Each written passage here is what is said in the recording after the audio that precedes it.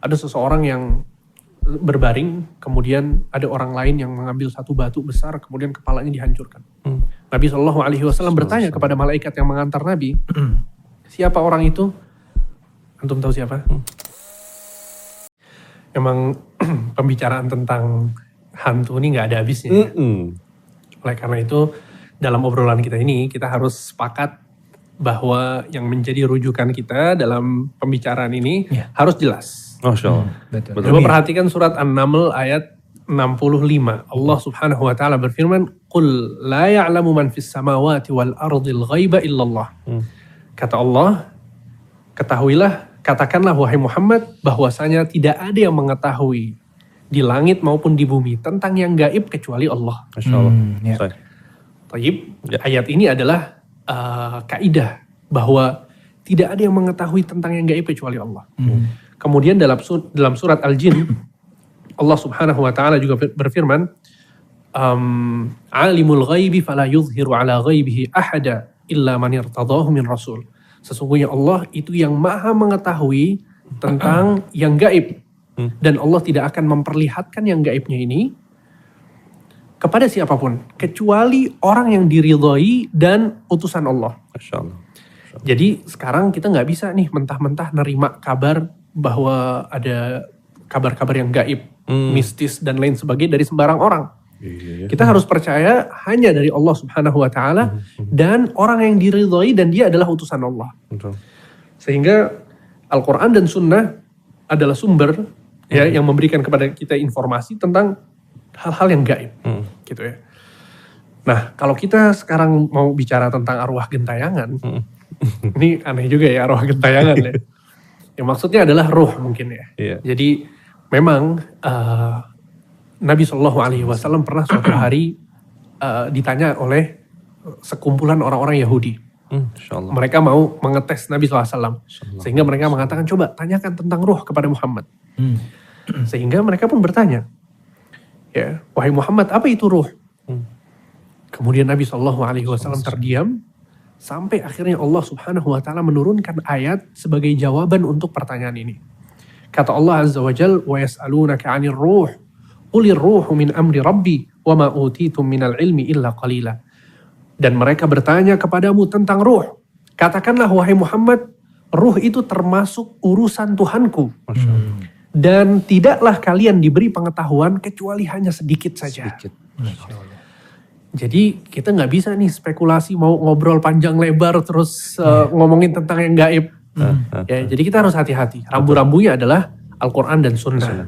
Ya, sampai tentang ruh di sini Allah Subhanahu wa taala menjelaskan bahwa hanya sedikit ilmu yang diberikan, yang diberitahukan kepada kita tentang ruh tersebut. Nah, sehingga yang kita pelajari dari hadis-hadis yang dijelaskan oleh Nabi SAW tentang bagaimana ruh itu berpisah dari jasad. Betul. Maka tidak ada satu dalil pun yang menjelaskan bahwa si ruh itu ketika dikuburkan, ketika dia wafat, kemudian dia bisa bertemu sama orang-orang yang masih hidup. Paham ya? Iya. Sehingga para ulama pun mengatakan bahwa kehidupan itu dibagi menjadi 3. Ada kehidupan dunia, ada kehidupan barzakh, ada kehidupan akhirat. Satu kehidupan ke kehidupan yang lain itu nggak bisa berpindah-pindah. Sekarang kehidupan dunia seperti kita sekarang. Kita nggak tahu ada apa di alam barzakh itu seperti apa, kita nggak tahu. Karena itu bukan alam kita. Dan kita nggak bisa pindah ke sana. Begitu juga sebaliknya. Nggak bisa nyoba-nyobain ya. Gak bisa. Antum mau main-main ke alam barzakh itu nggak mungkin. Ya kan? Dan begitu juga yang sudah ada di alam barzakh. Nggak bisa balik lagi. Nggak mungkin. Taib. Dan begitu juga dengan alam akhirat. Sehingga maksudnya adalah bahwa arwah gentayangan itu cuma tahayul. Taib khurafat. Cerita-cerita masyarakat yang tersebar padahal nggak ada asal usulnya sama sekali. Dan itu semuanya tidak benar. Begitu. Masya Allah. Berarti hadis palsu pun tidak ada?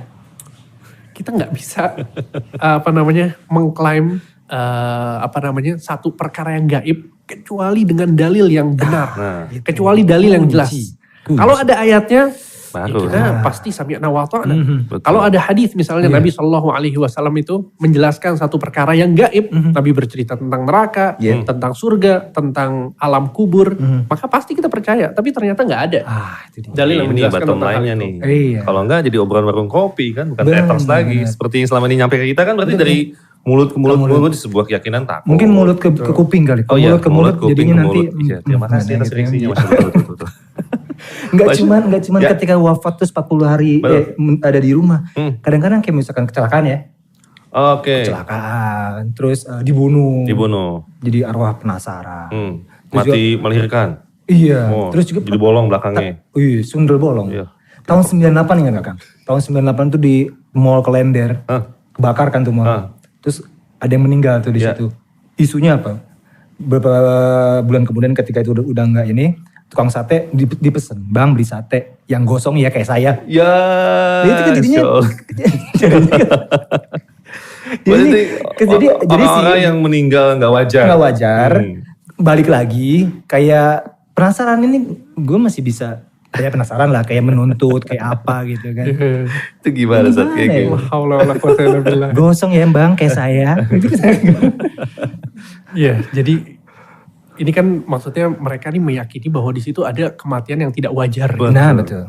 Ini mati nggak wajar. Nggak wajar. Ya akhi, dalam Islam nggak ada. Dalam Islam itu adanya mati husnul khotimah atau su'ul khotimah. Allah. Antara dua. Masya Allah. Kalau dia matinya dalam keadaan baik, maka dia husnul khotimah. Masya Allah. Ya, kita menyangka dan kita berharap bahwa dia akan mendapatkan kenikmatan, mendapatkan surga. Dan sebaliknya, kalau dia meninggal dalam keadaan su'ul khatimah, ya, sedang bermaksiat dan lain sebagainya, maka itu kita takut terhadap orang tersebut, kita khawatir. Ya, walaupun kita nggak bisa memastikan bahwa dia bakal surga atau neraka, Baik. tapi kita khawatir dan kita berharap. Nah, apa namanya? Jadi nggak ada tuh istilahnya mati nggak wajar. Mati Dan mati. juga sekarang, jadi karena dia matinya nggak wajar, jadi dia masih pengen hidup gitu kan maksudnya kan. Dia balik lagi ke dunia. Ya akhi barakallahu fiik. Yang harus kita ketahui adalah bahwa ruh yang sudah wafat, dia itu akan tersibukkan dengan nikmat atau dengan azab. Kalau dia orang yang soleh, dia akan berbahagia. Dia akan tersibukkan dengan kenikmatan-kenikmatan yang dia dapatkan di kubur. Dan begitu juga untuk orang-orang yang kafir, kemudian dia membangkang kepada Allah, ya, yang pantas untuk mendapatkan azab dan diazab oleh Allah, maka dia sangat tersibukkan dengan azab tersebut. Nabi Shallallahu Alaihi Wasallam pernah menceritakan dalam sebuah hadis yang panjang. Hadis ini dikenal dengan hadis Samurah bin Jundub. Jadi seorang sahabat yang bernama Samurah, beliau yang meriwayatkan hadis ini. Isinya adalah Nabi Shallallahu Alaihi Wasallam menceritakan pengalaman Nabi ketika diperlihatkan oleh Allah tentang azab-azab kubur. Ada seseorang yang berbaring, kemudian ada orang lain yang mengambil satu batu besar, kemudian kepalanya dihancurkan. Kemudian kepalanya setelah hancur, tiba-tiba kembali sempurna lagi dan dihancurkan lagi. Kemudian terus dilakukan demikian. Nabi Shallallahu Alaihi Wasallam bertanya kepada malaikat yang mengantar Nabi, siapa orang itu? Antum tahu siapa? Kata malaikat tersebut, itu adalah orang yang mengambil Al-Quran, mempelajari agama, tapi dia tertidur dari sholatnya. Allahu Akbar. Subhanallah. Sholatnya masih bolong-bolong. Hati-hati ikhwan. Wallah bahaya. Ya Allah. Ya. Dan ketika Nabi Shallallahu Alaihi Wasallam menceritakan bentuk azab ini, apa kata Nabi? Wa yuf'alu bihi ila yaumil qiyamah. Dan azab ini dilakukan terus seperti itu sampai hari kiamat. Jadi arwah ini tersibukkan dengan keadaan mereka di barzakh. Gitu ya. Kemudian Nabi SAW lewat lagi, kemudian melihat ada orang yang dirobek mulutnya dengan kail besi dari mulutnya sampai ke belakang kepalanya. Nabi bertanya, siapa orang ini? Dikatakan bahwa orang ini adalah orang yang ketika di dunia dia keluar dari rumahnya, kemudian memberitahukan tentang kabar yang bohong. Sehingga kabar ini tersebar di mana-mana. Hoax yang viral. Ya, ini juga pelajaran bagi kita, hati-hati untuk menyebarkan sebuah kabar. Kemudian dalam perjalanannya itu Nabi Shallallahu Alaihi Wasallam melihat ada tungku yang sangat besar yang isinya adalah manusia-manusia yang nggak pakai pakaian. Mereka dibakar dari bagian bawahnya. Ketika Nabi SAW bertanya siapa mereka, maka malaikat menjawab mereka adalah orang-orang yang berzina ketika di dunia. Kemudian Nabi SAW melihat lagi ada seseorang yang berenang di sebuah sungai yang airnya adalah darah berwarna merah. Kemudian di tepi sungai itu ada orang yang mengumpulkan batu-batu. Orang ini renang dari tengah sungai menuju ke tepi. Sampai di tepi sungai, orang yang mengumpulkan batu-batu itu membuka mulut orang yang sedang renang ini, kemudian dimasukkan batu-batu tersebut. Sehingga dia pergi lagi kembali ke tengah sungai. Dia kembali lagi ke tepian kemudian renang. Dilakukan yang demikian terus menerus. Nabi bertanya, siapa mereka wahai Jibril, wahai malaikat yang mengantarnya? Kata malaikat, dia adalah orang yang memakan hasil riba ketika dia masih di dunia. Sehingga maksudnya adalah, ya akhi wallah, kehidupan barzakh ini gak seperti yang kita bayangkan.